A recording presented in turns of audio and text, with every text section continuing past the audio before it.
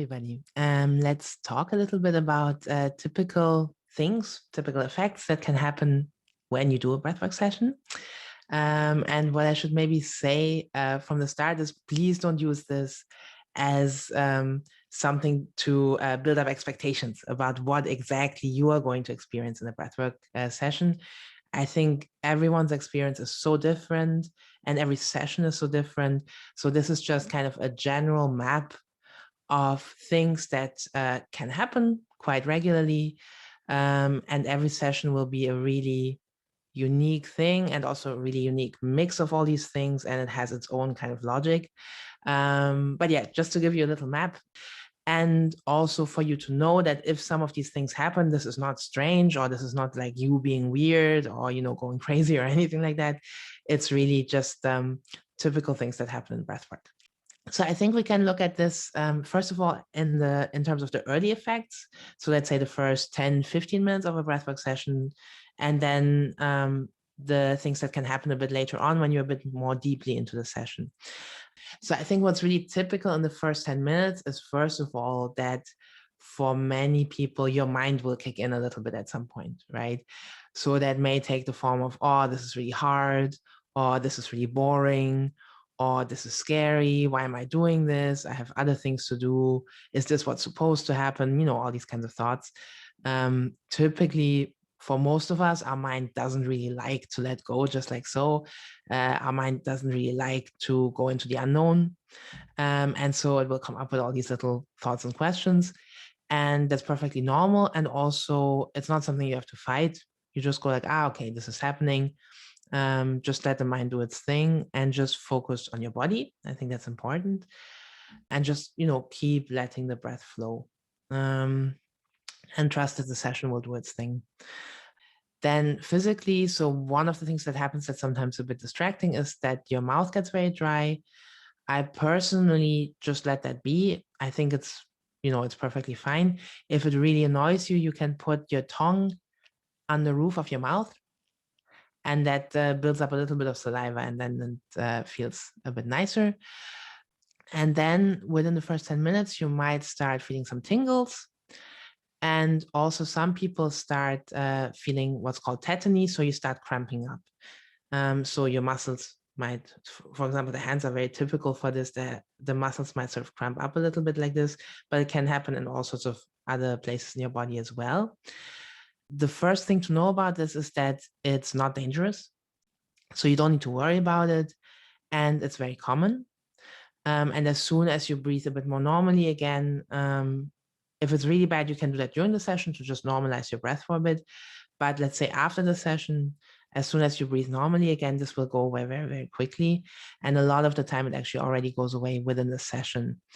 And I think the reason for that is that a lot of the time, in my experience, this is definitely a physical effect of the breathing, but actually sort of the places that cramp up and when and how tends to tell you also something about, maybe tensions that are kind of sitting in your body a little bit. So a lot of the time it can be very helpful to kind of put attention on the part that's cramping up and kind of breathe into it and see what your body feels like there. And a lot of the time then this can be a really good kind of doorway into your session. And often this actually has a message for you within the session, I would say. So that's how I would deal with tetany. Maybe if you really want to, like, go a little bit more gentle with the breath, but most importantly, put some gentle attention on it, and just see what it's there to tell you, basically, and know that it's not dangerous and that you don't have to worry about it. Right. I would say that's really typical things that can happen at the start of a session. And then as you get deeper into the session, lots of different things can happen. As I said, every session is different. And I think one of the beautiful things about breathwork is that it's almost impossible to predict. One general thing I can say is that, especially as you're starting to go deeper into the session, it's really useful to embrace whatever wants to come up first, right?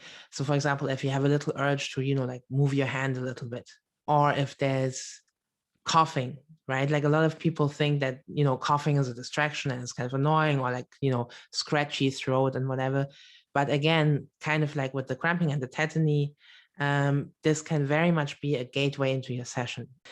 And then you can definitely have physical experiences. So again, your body may want to move in certain things. If that happens, go with it, as long as it's not dangerous. Then also you may feel really strong physical experiences. So some parts of your body may feel really hot or really cold or really heavy. And again, like, go into that, right? This is the message for you. This is where your subconscious is starting to tell you interesting things. In terms of physical effects, you may also, for example, feel the need for touch. That's very, very common, that you go like, whoa, there's something, sitting in my back or in my heart or in my belly where I really need touch. And if you're breathing in a group or with guides, then you can definitely also ask for that from another person. That can be very, very helpful. Or if you're breathing alone, then you can at least do that for yourself. And that can also be very important, to kind of provide that support to yourself. But so definitely in terms of physical effects, when you're in these states, your body has a very specific type of, well, I'm trying to find a more neutral word, but I would say wisdom, actually. And so all the physical sensations that you get, I would always at first see them as messages, right? So I've seen this a lot, especially with people who have started breathing, that they go like, oh man, I was just getting into the session and then my left foot started twitching and it was really annoying, right? And you're like, no, that's the start of the session, right? Like something was there that needed to be perceived. And so just go with that, go with the wisdom of your body. And again, don't restrain yourself from things that for your normal everyday consciousness would seem weird a little bit.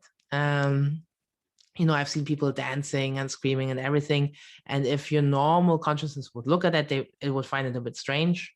But this is where, the insights come, and where a lot of healing can happen. So physical experiences, then you can also have a lot of experience on sort of the emotional, psychological level. So you may experience all types of feelings along the whole spectrum. So everything from, really dark feelings of anger or sadness, grief, fear, all the way up to bliss and joy and connection and feeling powerful, or really feeling strength flow through your body, and also and everything in between. And again, it's the same as with the physical experiences. If you can, let them come to you, embrace them. If you feel the need to express them, express them. If you feel the need to cry, don't hold back. If you feel the need to laugh, don't hold back. I think especially if you are doing an individual session at home, what I would maybe say about the emotional level of experience is that if you feel that there's so much coming up that you find it hard to deal with it on your own. So let's say, hopefully you have a sitter there and they can support you, but let's say you're all alone, or maybe your sitter is also a bit overwhelmed. If you feel like this is too much for this kind of individual setting, you can always go back to the breath, right? So you can always say, okay, I see this, I will come back to this, kind of make a promise to yourself. I'm not going to forget this. I'm not going to suppress this. But right now, I'm going to stick with what I can contain. So go back to the breath, go back to feeling the ground, and don't go into something where you feel like the emotion is so big, the emotion that's coming up is so big that you can't feel your center anymore, right? So I think that's kind of also what a guide would do, right? Like a guide would kind of let you feel your feelings as long as they see you containing those feelings in yourself, right? Even, huge amounts of sadness or anger or whatever, if you can hold them and express them and be there, then a guide will normally not really do very much. But if they see that, the emotion is so big that it's almost taking you away with it, and that you can't feel your center anymore, then normally a guide would, support you. maybe put a hand somewhere, maybe, like tell you something that might be helpful in this moment. And so if you are doing a session on your own, I would say that's kind of a limit where it's better to say, okay, I'm going to look at this another time. We're just going to take a bite out of this now, and then keep grounding into the breath and into the body. Right. Physical experiences, emotional experiences. Then there's definitely also a cognitive level to that. So you may have insights into, for example, your life history, into situations that you're in right now, new ways of looking at them, into your connections with other people, into your own personal life patterns. This is how I cope with certain things. This is maybe where this comes from. And then you can, of course, also have a spiritual component to your experience. Again, that can take so many different forms. I would say in general, what I would call spiritual is just this feeling of being in contact with something that's bigger than you, right? You can call that the universe or life energy. If you come from a specific background or upbringing, you might call it a certain religious figure, for example, or spirit guides, angels. I think in the end, the specific manifestation doesn't make that much of a difference, really. The point is that you may have experiences where you feel like, wow, there's something here that's, bigger than this like little flesh encased person that I usually run around as in the world. Right. And in this context, I think it's also quite important to mention visions, not because it's super common, but because if you have them and you haven't heard about them, your mind might get a little bit freaked out. So what I mean when I talk about visions is I'm on purpose not saying hallucinations, even though scientifically you could also call it hallucinations. It would fall under that category. But in everyday life terms, hallucinations would usually be used to say, you're seeing something in front of your eyes that's not there, but you believe it to be real. And so this is a really important distinction, because from my experience, this is not what happens with breathwork. So what in my experience happens is that you indeed see visual things sort of in your inner eye, quite vividly maybe also, but it's not that you believe this to be true, or you believe that you're somewhere else, or that this is really happening. It feels more like your brain is talking to you in a language that's not verbal, right? In a language of images and of tones or whatever. So maybe just to give a concrete example so that you can imagine this a bit more.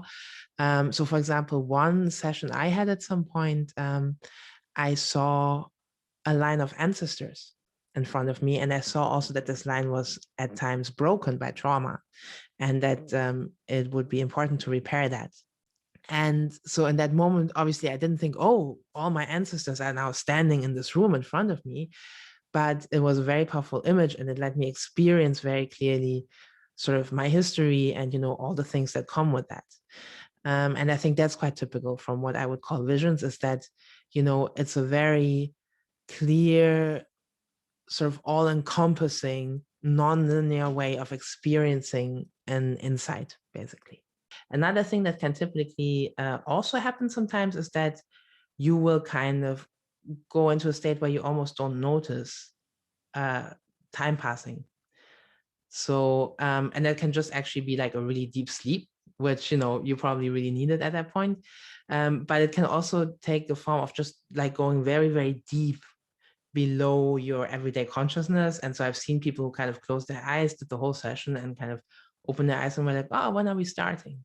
So they were clearly doing a lot of stuff. They were clearly breathing and going through the session, but their normal consciousness was so gone that they didn't even notice that time was passing. So that can also happen. And that probably has also very interesting, probably helpful uses and effects. It's just that your conscious verbalizing mind probably can't access them super precisely. And after all, that's not necessary for it to be good. Right. I think these are the general kind of ingredients that come up most typically in a breathwork session. And just to reiterate, every session is different, and every session will have a different mix of all these things. If you have any questions, or if you want to add some stuff or comment on this, then you're very, very welcome. And I will see you in the next video. Happy breathing.